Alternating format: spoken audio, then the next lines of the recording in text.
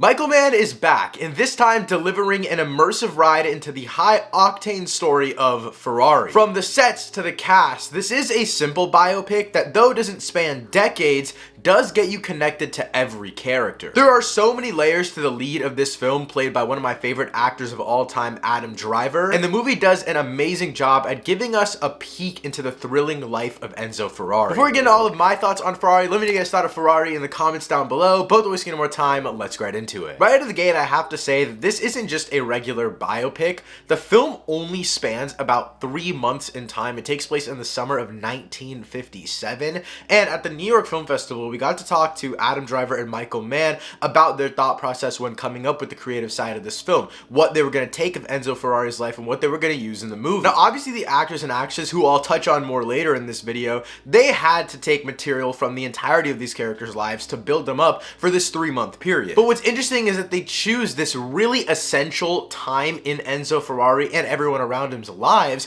that this movie instantly becomes a thrill. From the first second, you know that they aren't trying to tell the most grand story of all time, and they give you enough context in and out of these 3 months to get you invested in this story. Another film that I saw at the New York Film Festival, and I have a review up for it on the channel right now, is Maestro. In comparison to Maestro, Ferrari is less lifelong, and it's more situational, which I'm not the biggest fan of situational storytelling, but here there is a point to it. They understand that this is an essential moment, whereas Leonard Bernstein, his entire life feels like an essential moment because of how grand everything is. Enzo Ferrari isn't the one in the car in this film, and so there's a different way to approach it, whereas Leonard Bernstein is the one conducting. They chose one moment that is essential to the character, which I thought was a really interesting and creative choice that just worked for me personally, but I think this film could come off as very uninteresting to some people, because if you don't grasp this character, if you are not instantly in an open mind to understand what is going on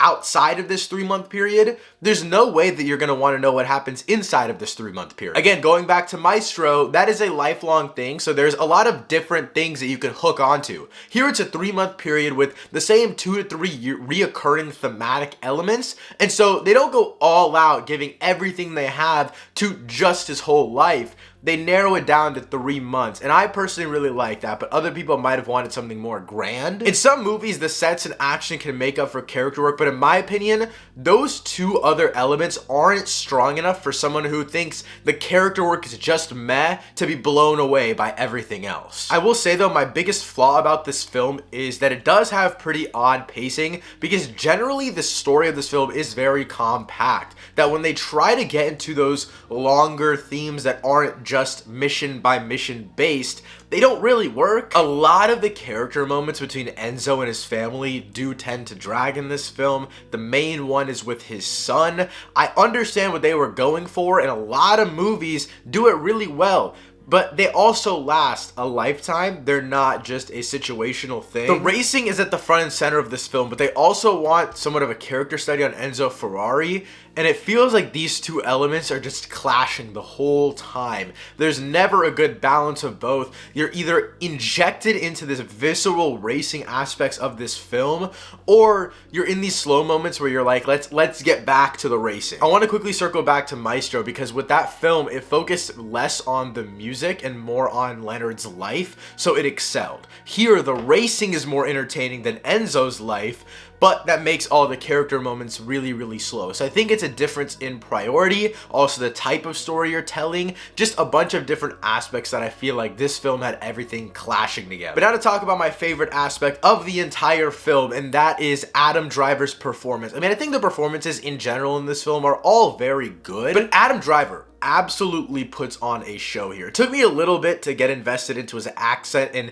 him kind of fully getting into this character, but he's one of my favorite actors right now, and he time and time again just delivers and delivers, picking roles that are very unique, very interesting. And though I don't think he's gonna get nominated for Best Actor or anything like that, I do feel like Adam Driver disappears into this character of Enzo Ferrari for at least a little bit of this film. Penelope Cruz, Gabrielle Leone, Shailene Woodley, and Patrick Dempsey are also in this film, along with a bunch of other great actors and actresses. Whether their role is very small or very large, I feel like everyone just delivers what they need to, because a lot of this film, since it is situational, it's all on a mission based around Enzo Ferrari. So all these other characters do a great job of just being good support for the character, because again, outside of these performances and this character specific stuff, a lot of the sets and stuff doesn't really make up for any of the lacking elements. But aside from the performances, on a technical level, the score and cinematography of this film are very conflicting to me, because one of these elements is really great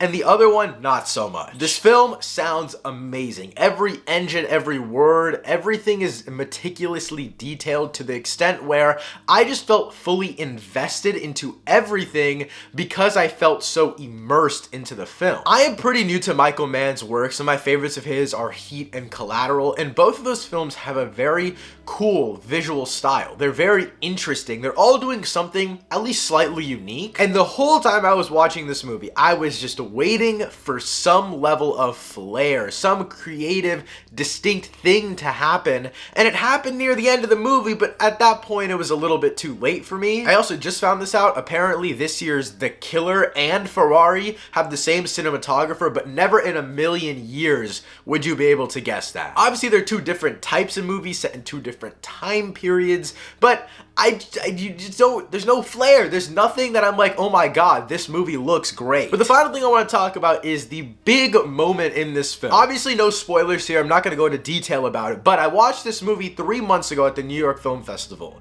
and this scene has haunted me since the day I watched it. I will say though, I think they do sadly give it away in the newest trailer, so if you haven't already seen that trailer, do not watch it. Please do not let it get spoiled for you. The way this moment is just edited, designed, everything about it is absolutely phenomenal. My theater gasped, and then everyone went completely silent, and then there was a collective oh my god spread across the audience. I watched 10 movies at the New York Film Festival, and this moment is what stuck with me the most.